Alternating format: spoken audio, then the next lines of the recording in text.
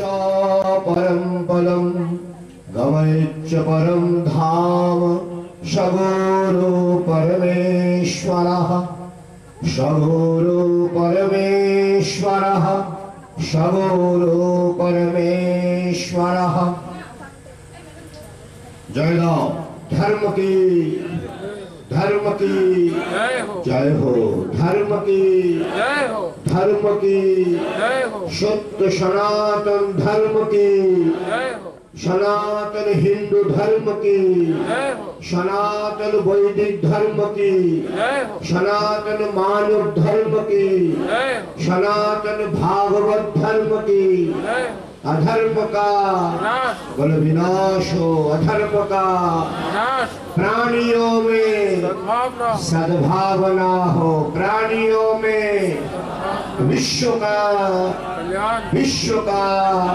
कल्याण हो, विश्व का गोमाता की सुरक्षा हो, गोमाता की गोहत्या बंद हो, गोहत्या भारत माता की हो, सब संतन की, सब भक्तन की, अपने अपने गुरु महाराज की, सच्चे दरबार की, आज के आनंद की।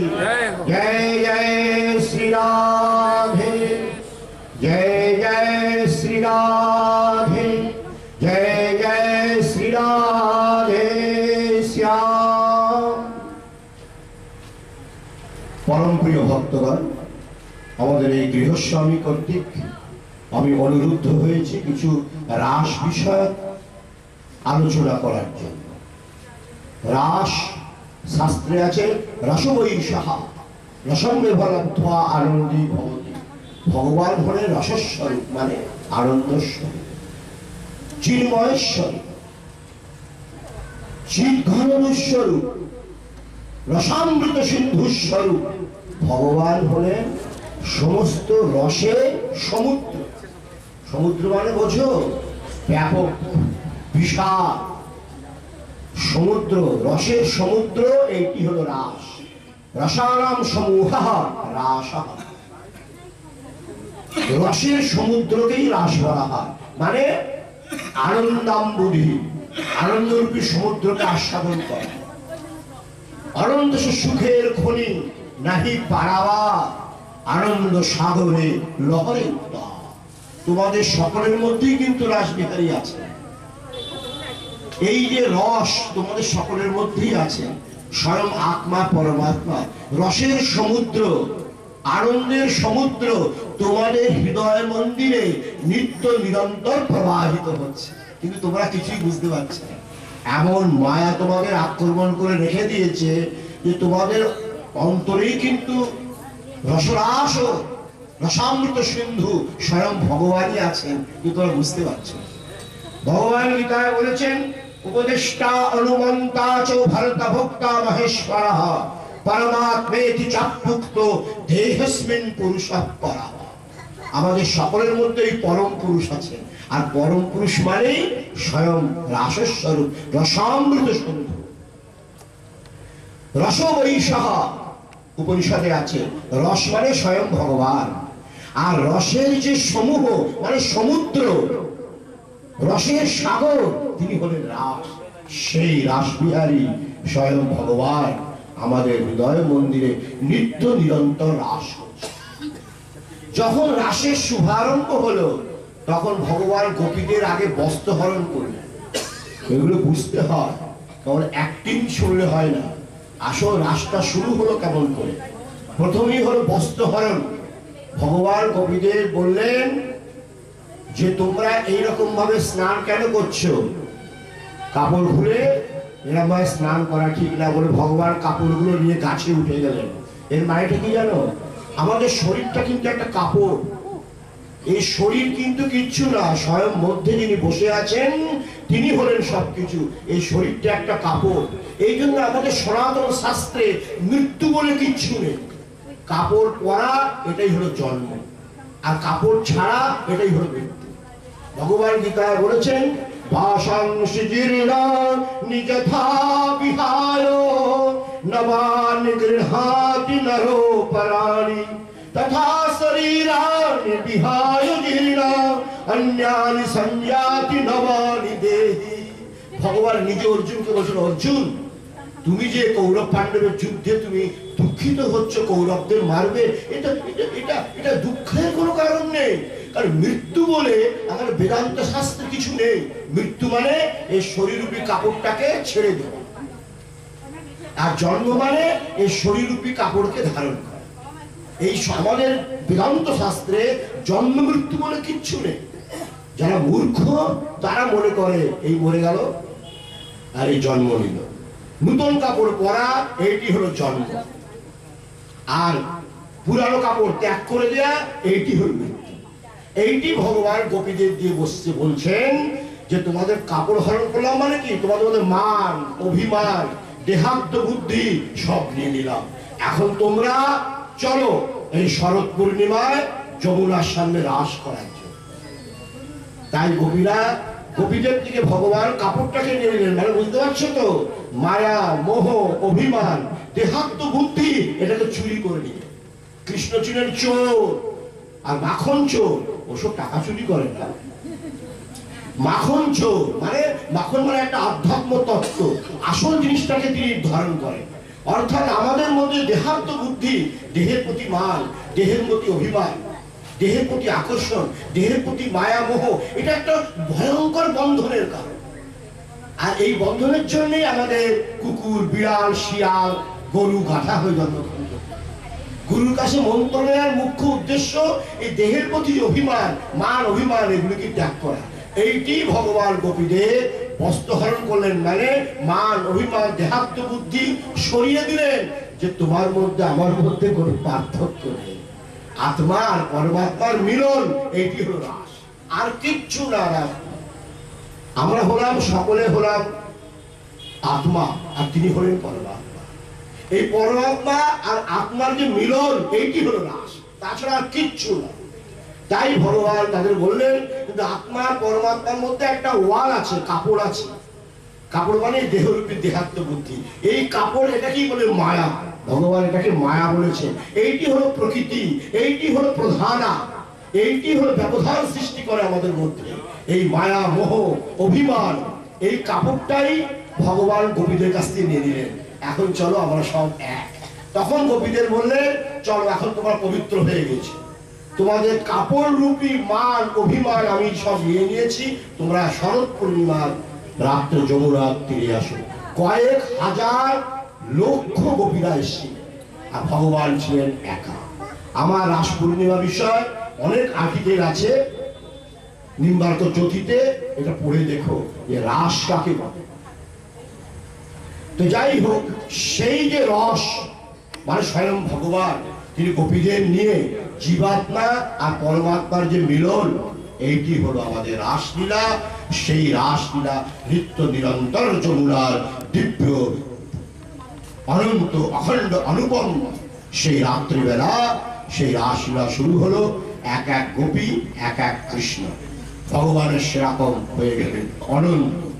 গোপীরাও ছিলেন অনন্ত। গোপী মানে গোভী ইন্দ্রিয়ৈ কৃষ্ণ রসম পিবতি যাসা গোপী। বেদান্ত শাস্ত্র বলছে গোপী তাদের বলা হয় যাদের মন বুদ্ধি চিত্ত ইন্দ্রিয়গণ কৃষ্ণ চিন্তা পরায়ণা, বিষয় রস ত্যাগ করে, কাম রস ত্যাগ করে, জীবের সর্বস্ব যারা কৃষ্ণচরণে অর্পণ করে দিয়েছেন, তারাই হলেন গোপী বা গোপী। তাই এই গোপীরা ভগবানের আদেশে শরৎ পূর্ণিমায় বৃন্দাবনে যমুনার সামনে যাওয়াতে ভগবান তাদের সাথে রাসলীলা শুরু করলেন। সেই দিব্য রাস মানে জীবাত্মা পরমাত্মা মিলন। সেই রাসলীলা আমাদের মধ্যেও কিন্তু নিরন্তর হচ্ছে, নিরন্তর। বলে মনে করে একান্তে বসে একটু চিন্তা করুন, দেখবেন ভগবান আর জীবাত্মা পরমাত্মা আমাদের শরীরেই আছে। ভগবান নিজে গীতায় বলেছেন এই রাসলীলা আমাদের মধ্যে নিত্য নিরন্তর হচ্ছে, কিন্তু আমরা এত ভোগী, আমরা এত পাপী, আমরা এত বিষয়ী যে আমরা বুঝতে পারি না। যারা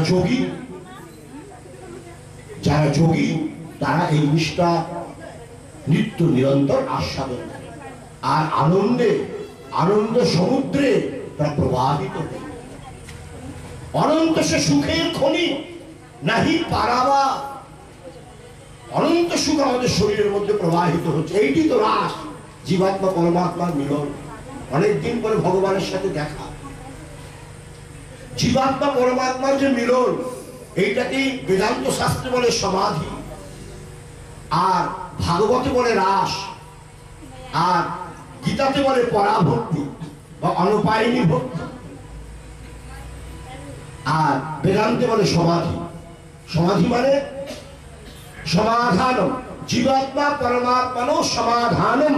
সমাধি, জীবাত্মা পরমাত্মার যে মিলন, জীবাত্মার সাথে পরমাত্মার কতদিনের দেখা, একটু চিন্তা করো। ভগবানকে তোমরা দেখোনি, কিন্তু তোমরা ভগবানেরই সন্তান। ভগবান গীতায় বলেছেন, মমই বাংশ জীব লোকে জীবভূত সনাতনঃ মনঃ ষষ্ঠানীন্দ্রিয়াণি প্রকৃতি স্থান করস। অর্জুন, এই সংসারে জীব আমার নিত্য সত্য সনাতন অংশ, আর ভগবান অংশ। আমরা অবয়ব, ভগবান অবয়বী। আমরা ক্ষীণ শক্তি, ভগবান সর্বশক্তি। আমরা মানব, ভগবান মহামানব। আমরা আত্মা, ভগবান পরমাত্মা। এই আত্মা পরমাত্মা মিলনটাই হলো রাস। সুতরাং সেই রাসলীলা নিত্য নিরন্তর আমাদের মধ্যে চলছে। আমরা ভগবানের প্রতীক্ষায় আছি, কিন্তু আমরা বুঝতে পারি না তিনি আমাদের পিতা, তিনি আমাদের মাতা। এখন আমরা হাড় মাংসের শরীরকে পিতা মাতা বানিয়ে দিয়েছি। তমেব মাতা চ পিতা ত্বমেব, তমেব বন্ধু চ সখা তমেব, তমেব বিদ্যাদ্রবিণম তমেব, তমেব সর্বম মম দেব দেব। ভগবান যে আমাদের মাতা, ভগবান যে আমাদের পিতা। চিন্তা করো, সে মাতা পিতা আছে কোথায়? উপরে আছে। আর এখনকার যে মাতা পিতা আমাদের 60-70 বছরে, এরা আসল পিতা মাতা নয় তো। আমাদের আসল পিতা মাতা হলেন স্বয়ং ভগবান। সেই আসল পিতা মাতার কাছে যাওয়া, এইটি হলো রাস। আসল পিতা মাতার দর্শন, এইটি হলো রাস। আসল পিতা মাতার সাথে সম্বন্ধ, মিলন, সম্পর্ক, এইটি হলো রাস। এই জীবাত্মা পরমাত্মার যে মিলন, যেটা নানান ভাবে আমরা নাটকের ছলে, নৃত্যের ছলে, বা নানা রকম কৃষ্ণের ছলে, যেটা আমরা, এর বিষয়ে আমাদের অনেক ভাষণ আছে বা আমার অনেক আর্টিকেল আছে, সেগুলো সব পড়ে তোমরা দেখবে। সেগুলি এখন আমাদের গানের মাধ্যমে, নাটকের মাধ্যমে, নৃত্যের মাধ্যমে দেখানো হয়। মনটাকে পবিত্র না করলে কেউ রাস দর্শন করতে পারে না। রাসের প্রথম শ্লোক ভাগবতে, ভগবান পিতা রাত্রি শারদো ফুল্লমল্লিকা বিচ্ছরন্তম মনশ্চক্রে যুগমায়ামুপাশ্রিতঃ। ভগবান যোগমায়াকে ডেকে গোপীদের সঙ্গে শরৎ পূর্ণিমার রাত্রে স্বয়ং ভগবান, ভগবান বলা হয়েছে। এটা সবসময় জানবে, আমাদের এখন জাগতিক রাস নয়, এই ছেলে মেয়েদের যে মিলন হয় আজকাল, এই রাস নয়, ভগবান। সুখদেব প্রথমেই ভাগবতে বলেছেন ভগবান, স্বয়ং ভগবান সঞ্জতেন্দ্রিয়, তিনি গোপীদের সঙ্গে রাস করেছিলেন এই রাস পূর্ণিমা। সুতরাং ভগবানকে ভালোবাসো, ভগবানকে ধ্যান করো, ভগবানের চিন্তা করো, ভগবানের নির্দেশিত রাস্তায় চলো, নিজের আত্মাকে ভগবত চরণে সমর্পণ করো। আর জীবাত্মা পরমাত্মা যে সম্বন্ধ, যে সম্পর্ক, আর যে নিত্য আমাদের আস্বাদন, এইটি হলো ভাগবতের রাস। সেটাকে আস্বাদন করতে হবে। নোংরা চিন্তা, অসৎ চিন্তা, বৈষয়িক চিন্তা, সাংসারিক কামনা, বাসনা, মোহ, দেহাত্ম বুদ্ধি, এগুলি সব তুমি ত্যাগ করতে পারো। দেখবে স্বয়ং রাসবিহারী ভগবান তোমাদের হৃদয় মন্দিরে সবসময় বিরাজমান আছে। তাকে হৃদয় মন্দিরে বিরাজমান করা, এইটি হলো ভাগবতের রাস। আর মিলনকেই বলা হয় রাস, জীবাত্মা পরমাত্মার মিলন। তো আজকে আমরা রাধা কৃষ্ণের রূপে সমস্ত নারী জাতি রাধার স্বরূপ, সমস্ত পুরুষ জাতি কৃষ্ণ স্বরূপ, এই দুই ভেদে লীলাত্মক নাটকীয় আমরা রূপ দেখে অন্তরকে পবিত্র করব। অন্তরকে শুদ্ধ করব, ভগবতমুখী করব, ঈশ্বরমুখী করব, গুরুমুখী করব।